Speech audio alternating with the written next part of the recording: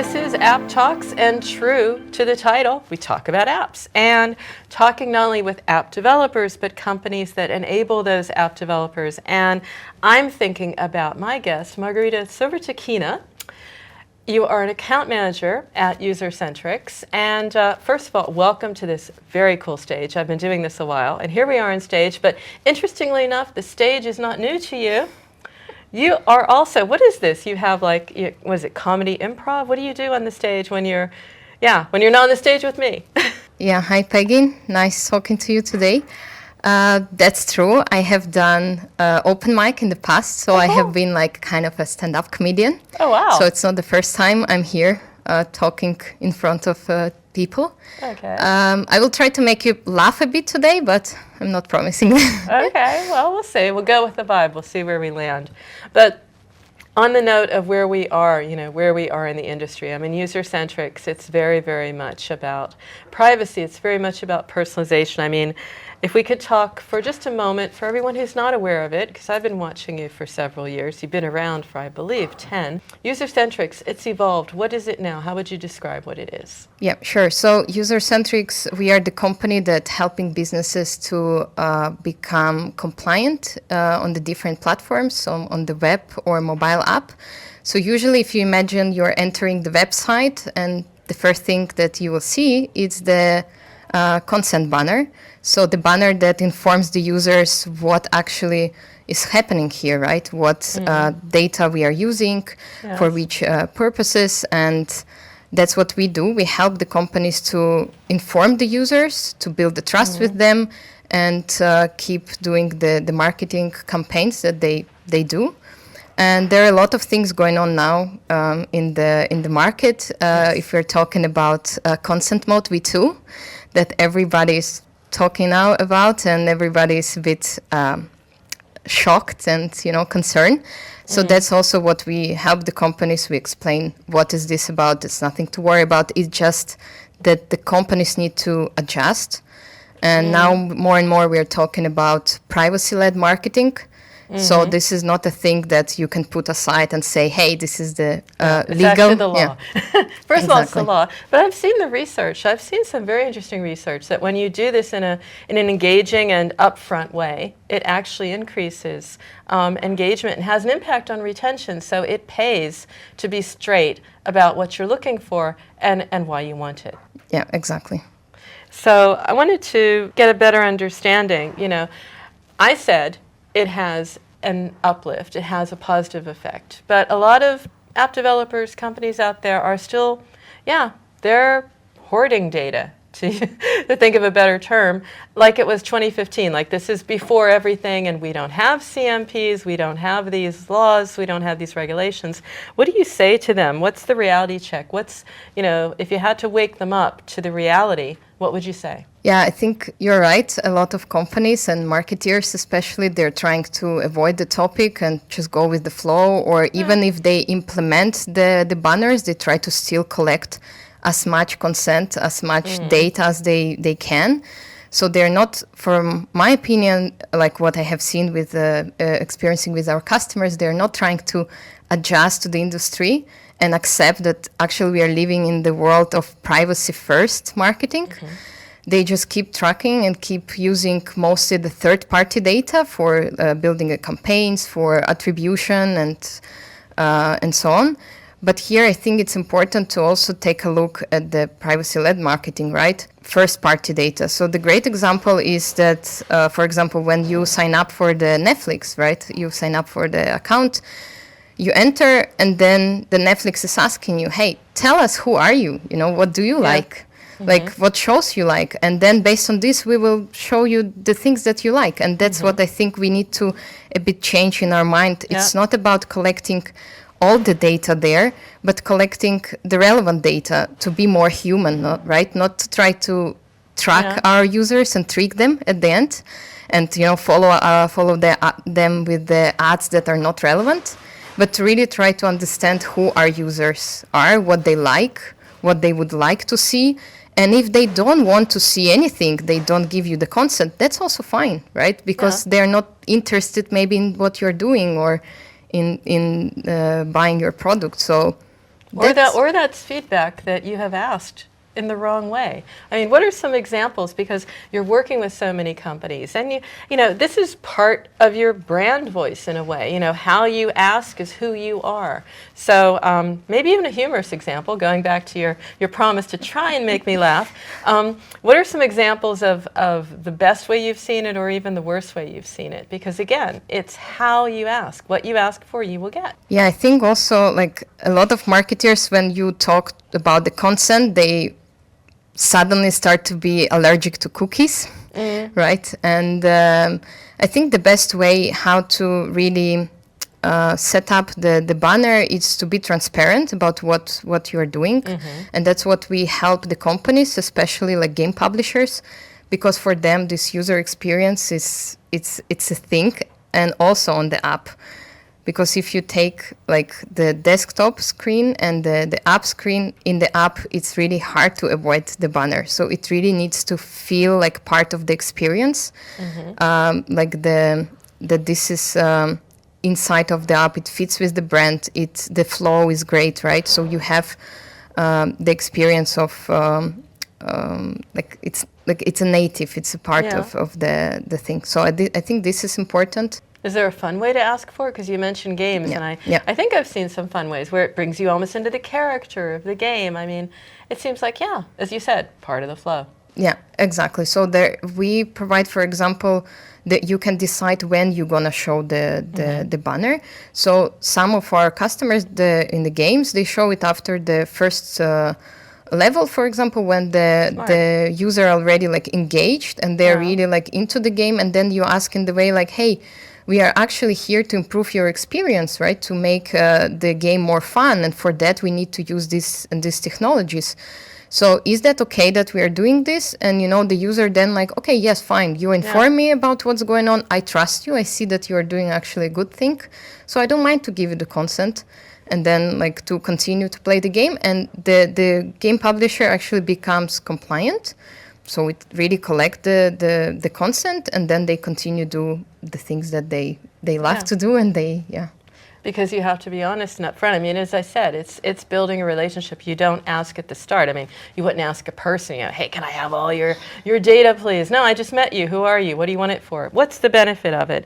So we talked about some of the great examples. Is there a great way or a good way or a way that you think really works to ask for trust? Because if you go up and sort of say, hey, trust me, sounds a little needy, sounds a little odd, but you do want to get trust, what is the way to do that? Maybe it's, as you said, proving it by letting, in a game, people play a little bit and then ask, but there are non-gaming apps as well. You know, we're at App Promotion Summit, where there's a strong non-gaming app presence. How does a non-gaming app ask for trust? I think it's a similar way. So it's basically just informing the user that what's going on here, right? Like why we are collecting the data, for which purposes, right? How we're gonna use this. And I think it's we should take this consent and trust as a part of like brand strategy, right? Built around like first, the consent.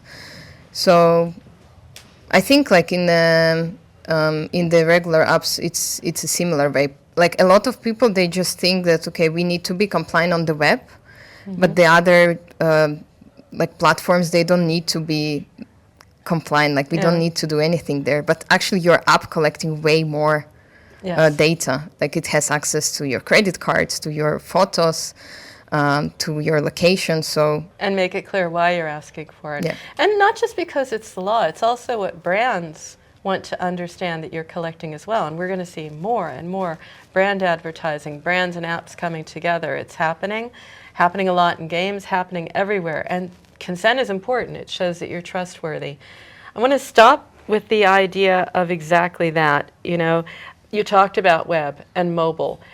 Tell me about how that should look if you think about what is a way to make sure that when you're asking for something on web or mobile, that that's sort of fitting together. Because again, it's almost like a trust journey, I think is what you've called it.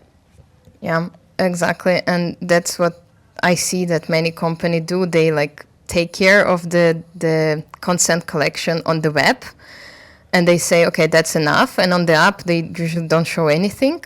And it's, to me, it seems like, hey, Margarita, we do care about your data, but just sometimes, you know. And if you really want to build this trustworthy environment, you have to do it until the end, and you have to do it on all the platforms, from my opinion, to show that we are here and we respect you, we respect your choices. And there are also possibilities, for example, to do like cross-device consent sharing. That's a thing that also possible to, like if you give the consent on the web, it's automatically passing to the app. And you will be surprised, but the consent is not like now the people, they're getting surprised to see these banners on the apps. But these also need to apply to CTV, to connected TVs. Yes, absolutely. And the connected cars, because this is also collecting a lot of your data. And you make that possible at Usercentrics, Yeah, right? we are talking here about like cross-device consent. So that's what we do, and we provide this for all of the platforms and technologies. And is that a little bit in each? Is it like I consent and then like it's a conversation that can go across the platform? So I feel as if I'm dealing with like one face of the company. It's on app, it's on mobile, mobile web, it's on CTV, but I need to feel as if I gave you consent there. So is this getting through over here? Yeah, this is possible to do, and this is also because of the user experience and the fatigue, right? To not maybe disturb the customers that much. So this is possible to do, but of course it's like not all the users are coming from the web. They might come like from the app. So we always recommend to inform in all of the platforms, if possible. But if you want, there's other possibilities as well. But there's still hoarding data, right? There are still marketers that don't get it, that it's a privacy-led world. What is the message to them, or what is it that privacy-led marketers are doing differently and perhaps better than the others? I would say the misconception here is that privacy kills marketing. That's what I heard a lot. And that's not the case. And I would say now we are talking that privacy, actually, it's not a limitation, it's more like an advantage. It's not gonna kill your marketing campaigns. It just will allow you to focus to the audience that actually care about what you want to say. And it allows you to talk to people in a more human way, right? To be creative, to create like more cool marketing campaigns, and to collect this first data to really understand who your users are and what they want, instead of just trying to track everything and just run a lot of marketing campaigns like invading your users. So I think that's something that we need to switch. And also, as you have seen what's going on now in the industry, that the regulations are evolving, and it's not gonna stop. It's gonna be, I think, stricter and stricter, and we are living in the tech world, that the technologies are also evolving very fast, so the best will be the ones who adapt the fastest, I think. And also perhaps, as you said, the human. I mean, now we're talking not just about personalization in the industry. I'm hearing a lot of what people are calling continuous personalization, which means that, learning from that. So back to your Netflix example, if I told you I like certain genres, then you're not going to show me the others, although Netflix doesn't quite do that yet, we're hoping. But the whole idea that I gave you that information, have you not digested that? Are you not paying attention? So it's really important to get the questions right as well. We're talking about what marketers think, and they think that one thing is that marketing, privacy kills marketing. What would you tell them that you see happening in the future, other than it becoming stricter? I mean, is it going to be more fun? Are we going to turn the privacy discussion into something that will be part of that continuous personalization? I mean, really have like a, privacy with attitude, maybe, something like that. I would love this to happen, actually, and I think that's where we are heading to. And also at Usercentrics, that's what we do. We try to talk to marketeers and, change their mind a little bit. and let them just try to see how it is. And it's actually not as bad as they think. Okay. Yeah, I think it's just about being a bit open-minded and try and see that it's actually not as bad as you think. Not as bad as you think. I like that, a positive. And I said with attitude, because you have your attitude, Margarita. It was a joy to interview you. I did miss a little bit of a joke, so if you have one, you can tell me. Otherwise, no? No. No joke on demand. Okay. Well, that's all right. Maybe next time, because now we've got our vibe, and we will see each other many times. I've seen you at many shows, and maybe here again next year. Who knows? Or Berlin, which is a not-to-be-missed show, right? It's the best way to end the year. So thank you so much. Thank you, Peggy. Yeah, we got to do. Yeah, let's do it. You OG.